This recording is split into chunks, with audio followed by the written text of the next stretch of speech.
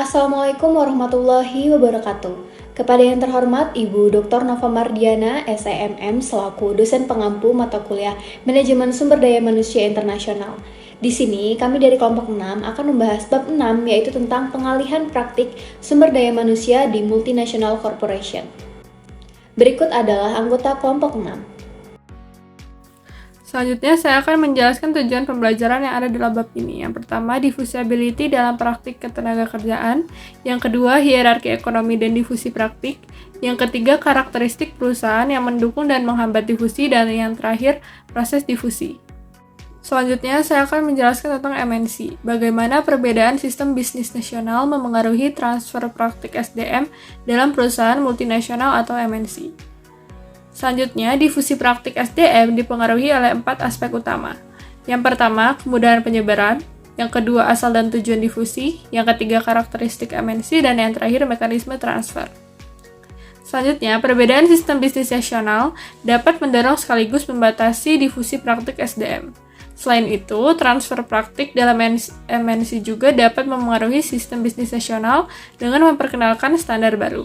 Selanjutnya itu ada diffusibility dalam praktik ketenagakerjaan. Nah, hal ini tuh lebih mudah disebarkan dibandingkan dengan praktik lainnya karena tergantung terhadap struktur pendukung eksternal seperti regulasi hukum, habis itu institusi tenaga kerja, dan budaya kerja di suatu negara. Tapi nggak cuma itu aja, hambatan hukum, institusional, dan budaya di negara tujuan itu juga bisa membatasi difusi praktik. Namun, hambatan ini tuh seringkali bersifat relatif, sehingga praktik yang ditransfer itu sering mengalami modifikasi menyesuaikan dengan sistem bisnis lokal. Materi selanjutnya yaitu hierarki ekonomi dan difusi praktik yang membahas bagaimana kekuatan ekonomi suatu negara mempengaruhi praktik bisnis perusahaan multinasional. Setelah Perang Dunia Kedua, perusahaan Amerika menyebarkan praktik bisnisnya, serta Jepang dan Jerman yang mendominasi produksi yang berkualitas tinggi. Meskipun ada kritik, konsep ini menjelaskan bagaimana perusahaan negara berkembang dapat meniru praktik negara maju.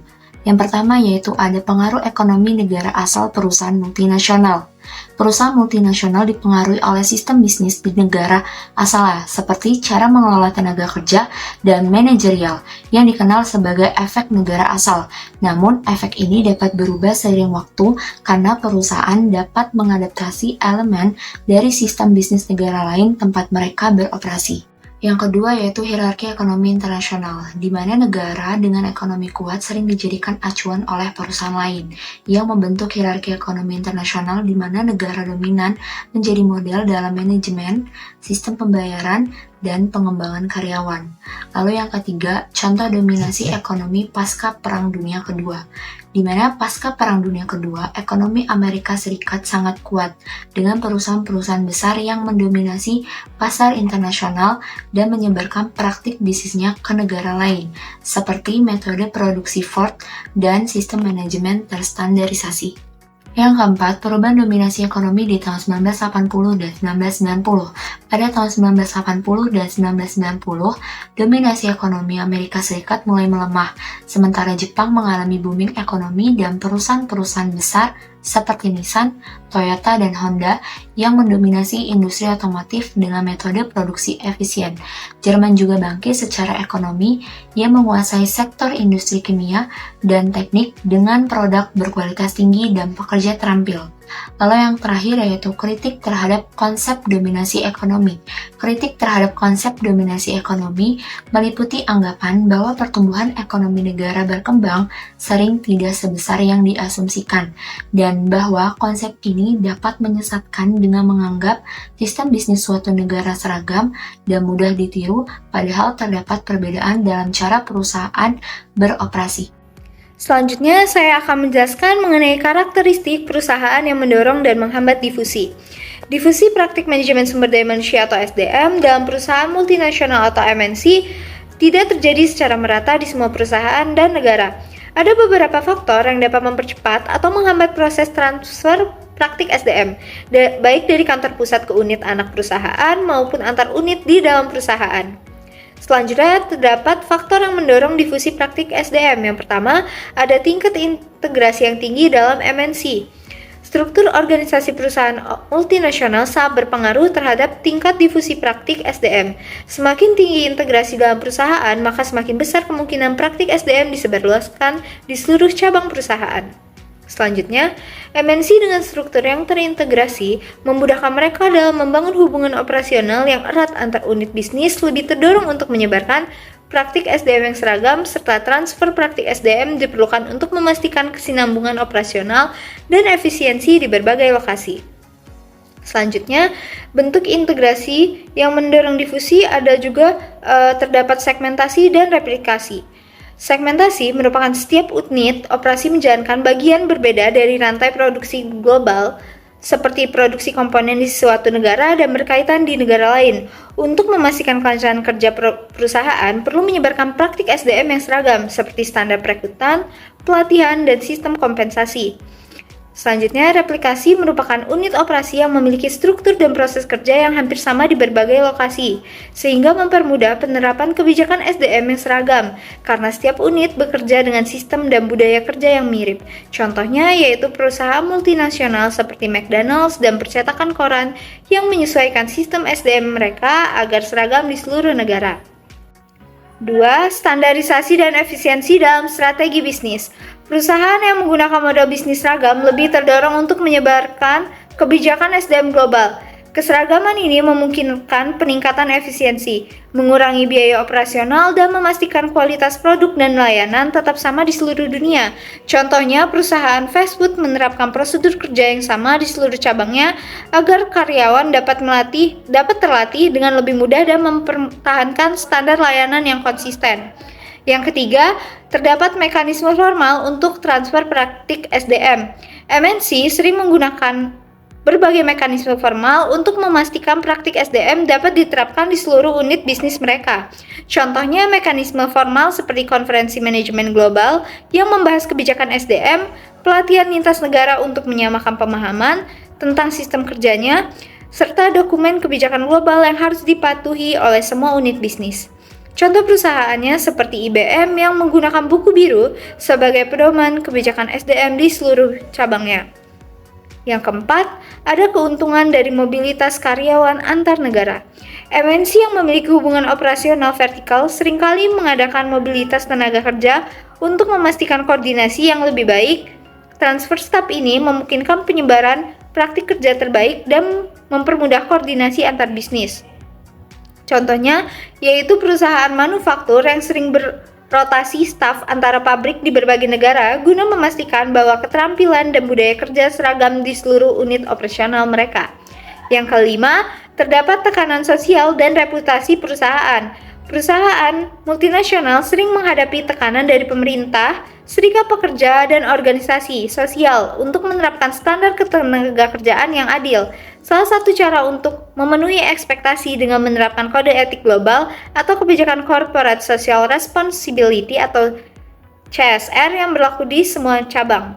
Contohnya, beberapa MNC menerapkan standar ketenagakerjaan minimum di semua unit bisnisnya agar tidak dianggap mengeksploitasi tenaga kerja dan dari negara berkembang. Selanjutnya, faktor yang menghambat difusi praktik SDM. Yang pertama, struktur perusahaan yang tidak terintegritas atau unit bisnis mandiri. Jadi, beberapa MNC beroperasi sebagai konglomerat dengan unit-unit bisnis yang berdiri sendiri dan tidak memiliki hubungan erat dengan kantor pusat, sehingga transfer praktik SDM lintas unit menjadi sulit karena tidak ada hubungan untuk menyamakan sistem kerja. Yang kedua, perbedaan konteks lokal dan budaya. Nah, praktik yang berhasil di suatu negara belum tentu dapat diterapkan di negara yang lain, karena perbedaan budaya kerja, regulasi, dan kebijakan ketenagakerjaan. Yang ketiga, ada dinamika kekuatan dalam organisasi. Manajer anak perusahaan seringkali memiliki kendali lebih besar dalam menentukan kebijakan SDM dibanding kantor pusat. Mereka mungkin menolak atau memodifikasi kebijakan dari kantor pusat agar lebih sesuai dengan kondisi lokal. Yang keempat, ketergantungan kantor pusat pada manajer lokal. Nah, dalam beberapa kasus, kantor pusat bergantung pada manajer lokal untuk menjalankan operasi sehari-hari, sehingga sulit untuk menetapkan kebijakan sumber daya manusia dari pusat. Dan yang terakhir ada biaya implementasi dan resistensi terhadap perubahan. Jadi, transfer praktik SDM bisa mahal dan membutuhkan investasi dalam pelatihan serta adaptasi sistem kerja. Manajer pabrik juga bisa kehilangan motivasi mereka jika dipaksa untuk mengikuti kebijakan dari kantor pusat tanpa fleksibilitas. Selanjutnya materi tentang proses difusi. Jadi perusahaan multinasional itu sering berusaha untuk menyebarkan praktik kerja yang sukses dari satu negara ke negara lain. Dan untuk melakukan ini, kantor pusat itu bisa menggunakan dua cara, yaitu cara formal dan juga informal. Dan untuk cara formal itu dibagi lagi jadi dua. Yang pertama ada mengadakan rapat rutin untuk berbagi informasi dan strategi. Kemudian yang kedua, menggelar konferensi manajer dengan cakupan luas atau kelompok kerja dengan kewenangan atau tugas yang spesifik. Namun, transfer kalian ini sebenarnya bisa terhambat karena manajer lokal itu biasanya menggunakan pemahaman mereka tentang budaya dan bahasa lokal atau setempat gitu untuk mengurangi pengaruh manajer asing atau yang biasa disebut dengan ekspatriat.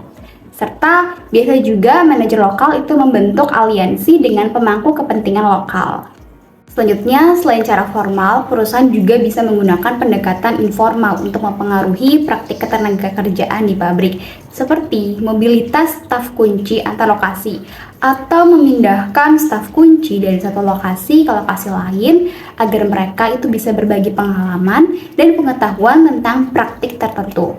Selain itu, kontrol sosial dan budaya perusahaan diterapkan untuk memastikan bahwa praktik yang diinginkan tetap konsisten di seluruh organisasi. Strategi ini sebenarnya mirip dengan jaringan transnasional di mana jaringan atau individu dari berbagai negara itu saling berbagi keahlian. Namun, tidak semua pabrik atau anak perusahaan menerima perubahan dengan mudah karena sering terjadi perlawanan terhadap difusi. Oleh karena itu, kantor pusat bisa menerapkan sanksi atau menciptakan persaingan internal agar mereka mau mengikuti praktik yang sudah diadopsi. Baik, selanjutnya adalah hambatan proses difusi. Proses difusi praktik ketenagakerjaan di perusahaan multinasional seringkali menghadapi berbagai hambatan, terutama ketika harus mentransfer praktik antar pabrik. Salah satu tantangan utama adalah kesulitan dalam melakukan perbandingan antara pabrik yang disebabkan oleh kehadiran fisik yang berbeda di pasar. Hal ini membuat pengawasan dan evaluasi terhadap praktik yang diterapkan di masing-masing lokasi menjadi rumit. Sebagai solusi, kantor pusat perusahaan mengambil peran aktif dalam pengelolaan karir manajer dengan mempengaruhi aspek-aspek penting seperti gaji dan promosi. Pengaruh ini diberikan berdasarkan tingkat keterlibatan manajer dalam upaya berbagai praktik terbaik. Dengan strategi ini, kantor pusat berupaya memastikan bahwa transfer pengetahuan dapat berlangsung secara efektif melalui jaringan manajer yang ada di seluruh organisasi, sehingga praktik ketenagakerjaan yang baik dapat diadopsi secara lebih luas. Kesimpulan yang dapat diambil dari bab ini adalah transfer praktik SDM dalam perusahaan multinasional dipengaruhi oleh kemudahan penyebaran, karakteristik perusahaan, serta mekanisme transfer. Difusi praktik SDM dapat didorong oleh standar global dan mobilitas tenaga kerja, tetapi juga menghadapi hambatan seperti perbedaan budaya, regulasi, serta dinamika kekuasaan dalam organisasi. Perusahaan sering menggunakan strategi formal dan informal untuk memastikan konsistensi praktik SDM di seluruh unit mereka. Meskipun resistensi dan biaya implementasi tetap menjadi tantangan yang utama. Terima kasih atas perhatiannya. Kami mohon maaf jika ada kesalahan. Jika ada pertanyaan, boleh sekali tanyakan kepada kelompok kami. Kami akhiri. Sekian. Wassalamualaikum warahmatullahi wabarakatuh.